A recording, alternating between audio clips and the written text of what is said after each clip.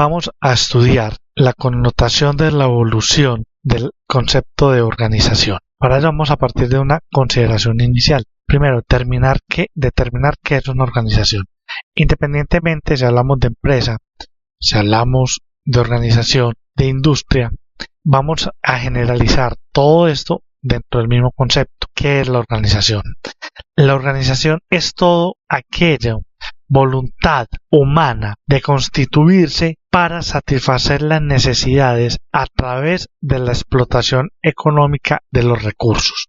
Podemos hablar de dos tipos de organizaciones: la organización con ánimo de lucro y la organización sin ánimo de lucro. La organización con ánimo de lucro está más enfocada hacia la actividad empresarial. Decimos que es con ánimo de lucro porque tienen interés en que sus socios se lucren, es decir, tengan utilidades. Si hablamos de organizaciones sin ánimo de lucro, están más orientadas hacia una connotación del desarrollo social. Por ejemplo, las ONGs o el Estado, que no buscan una satisfacción o una utilidad económica, sino una utilidad social. Cuando se dice que es una organización sin ánimo de lucro, no quiere decir que están con ánimo de pérdida. Las organizaciones contemporáneas deben ser autosostenibles, es decir, capaces de generar por sí mismas recursos que le faciliten su operación. Entonces, teniendo claro que la organización, que repetimos, es toda entidad conformada por personas de manera voluntaria para satisfacer las necesidades y deseos de las personas. Las organizaciones como instrumento social. Hemos visto ahí las organizaciones con ánimo de lucro y sin ánimo de lucro. Entonces la organización tiene un beneficio para la supervivencia, para sí misma, para su crecimiento, su sostenibilidad. Busca también satisfacer necesidades y deseos del mercado, de sus clientes, pero no solo de ellos, sino de la comunidad en general. Y también asegurar las necesidades de sus colaboradores, es decir, tiene una responsabilidad social externa hacia la comunidad, los clientes, e interna hacia sus propios colaboradores, hacia sus accionistas.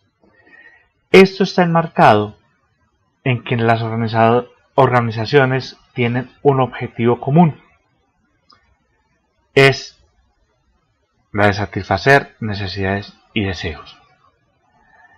Ese es el mercado. Tienen un objetivo común: ser rentables, autosostenibles. A la vez, están coordinadas por acciones de sistemas de información y decisiones.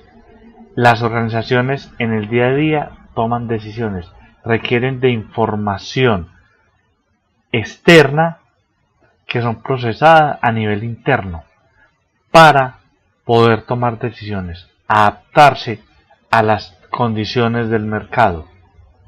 Para ello requiere de un diseño estructural, unas funciones, determinar cómo va a ser los procesos del trabajo. Pero eso no se puede hacer solo. Requieren de un trabajo en equipo, coordinado, sincronizado, para buscar la eficiencia, la eficacia y la efectividad. En otras palabras, volverse entidades productivas.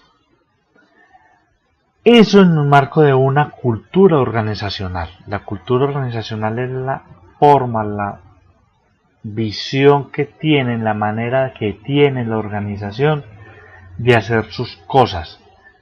Integra sus relaciones humanas, sus relaciones de trabajo, su ética. También hay que gestionar la comunicación, tanto de manera formal, es decir, por los canales tradicionales establecidos por la organización que se generan dentro de los grupos establecidos, como la comunicación informal, aquella comunicación informal espontánea que se da entre los diferentes integrantes de la organización que de manera voluntaria, no forzosa, integran sus equipos. Todo esto, la organización no está sola. Comparte con otras organizaciones de proveedores, organizaciones gubernamentales, la competencia, que hace que esa organización esté inmersa en un entorno altamente competitivo, máxime hoy en día en un mundo globalizado. Componentes de la organización. En la organización existen tres componentes básicos. Las personas, que tienen comportamiento humano, son seres humanos y como tal hay que trabajar con ellos, considerándolos en su esencia íntima como seres humanos, no como un recurso, sino talentosos que aportan al desarrollo de la organización. Personas que satisfacen necesidades de otras personas, internas y externas. Se desarrollan grupos, equipos de trabajo altamente competitivos. Crean acciones hacia el mercado, acciones internas en pos del desarrollo organizacional. Deben ser motivadas. Los líderes deben de comunicar y motivar a la gente, a sus equipos de trabajo. Se desarrollan actitudes frente al trabajo. A su vez, que con base en las competencias profesionales, personales, laborales de cada uno de los equipos y de sus integrantes, la organización puede ser más competitiva. Hacen aportes creativos, aportes de innovación en las organizaciones. El proceso de investigación, desarrollo e innovación en las organizaciones no es responsabilidad de un solo equipo, es responsabilidad de toda la organización. Como entes organizados, tienen una estructura, esos niveles jerárquicos, hoy en día se ha ido evolucionando de la burocracia, de la estructura burocrática, hacia una estructura por procesos, con base en el enfoque en la teoría general de sistemas, donde entes interrelacionados entre sí, y tienen las organizaciones un ciclo vital. Nacen, crecen, se reproducen y mueren. El tercer componente es la ejecución. A través de los procesos organizacionales, la ejecución de las tareas, donde se crean productos y servicios satisfactores de deseos y necesidades. A su vez, que a través de esa satisfacción se contribuye al bienestar social, interno y externo, a través de la comunicación a sus públicos objetivos, a sus grupos de interés, los stakeholders. La organización muestra su vitalidad y en el día a día toman decisiones. Entonces, partimos de ahí que esa organización tiene dos connotaciones. Una que es la función administrativa. Recuerden el proceso administrativo visto en el periodo anterior. Planear, organizar, dirigir y controlar, que es el planteado por los teóricos de la administración, cual Taylor, Fayol, Weber. Quien dijo Taylor o Weber está equivocado. Fue Fayol. Recuerden los 14 principios de Fayol. Esa función administrativa hace parte de un proceso administrativo, por lo tanto es normativo. Cuando decimos que es normativo, estamos hablando que la función de organización como función administrativa se encarga de establecer las normas de la organización. Es decir, las políticas, los procedimientos, los procesos, documentarlos, los diferentes reglamentos también. Pero hay otra connotación, la estructural y funcional, que consiste en el análisis del funcionamiento. Es de cómo debemos estructurar la organización de una manera para que pueda ser eficiente, eficaz y por lo tanto efectiva, es decir, tenga impacto en la comunidad. Por lo tanto, la función estructural y funcional son explicativas. Ambas connotaciones, tanto de la función administrativa como en la estructural y funcional, se sustentan en las teorías. Debemos considerar que a través de la historia, la organización ha ido evolucionando con base en los momentos en que se han dado las diferentes teorías, a partir de estudios e investigaciones realizadas. Factores que inciden en la teoría organizacional son los factores ideológicos, según el modelo de pensamiento. El modelo político es distinto a hablar de una organización medieval, una organización precapitalista, una organización recién la revolución industrial, una organización a mediados del siglo XX, finalizando el siglo XX, en el 2015 actual, una organización bajo un modelo de pensamiento socialista. Esos factores ideológicos inciden en la normatización de la organización y en la estructura de la misma, en los objetivos y los fines que persiguen. También es importante considerar la evolución del desarrollo económico mundial, las fases del desarrollo. Acuérdese de los ciclos económicos: crecimiento, crisis, recesión, auge. Cada uno de esos momentos incide en cómo pensamos la organización. Y otro factor importante es la revolución científica y técnica. Recuerden cómo ha pasado el mundo, cuáles son los desarrollos tecnológicos que tenemos hoy en día en el tema de telecomunicaciones, que no teníamos hace 30 años, hace 40 años, ni hace 100 años. Por eso el mundo ha vivido ciertas rupturas históricas que han incidido en ese desarrollo de la organización. Recordemos la primera ruptura, que fue la revolución industrial, 1780-1860, donde se pasa hacia una mecanización industrial y de la agricultura. Surge por la máquina de vapor de James Watt, surge el ferrocarril como facilitador de las comunicaciones entre los pueblos, más rápido, entonces se da mayor desarrollo. La navegación a vapor también impulsa el comercio internacional, el telégrafo y el teléfono como medios de comunicación.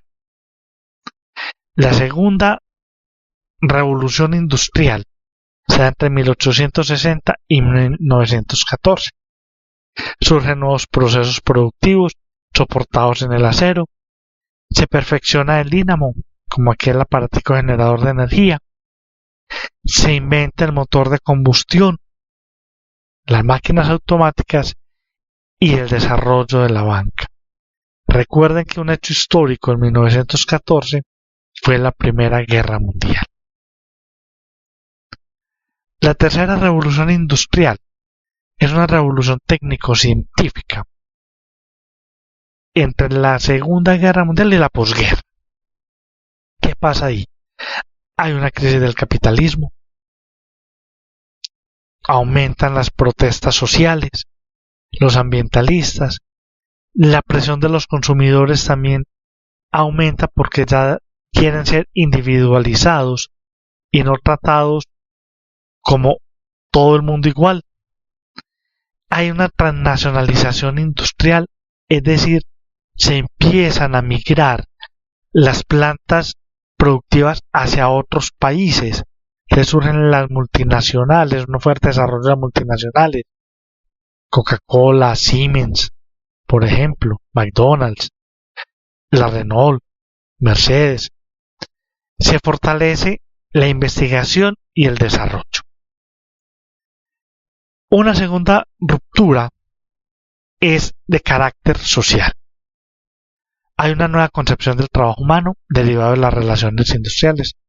Recuerden a Mayo, el experimento Hawthorne y todos los seguidores del Elton Mayo dentro de la escuela neumano-relacionista y humanista de la administración, en donde hay una ruptura importante con Taylor, Fayol, con Ford, Weber, en la que el hombre empieza a ser considerado como hombre, como un elemento importante del desarrollo de la organización y no como una máquina más. El hombre, según la teoría clásica de la administración, es un apéndice de la máquina.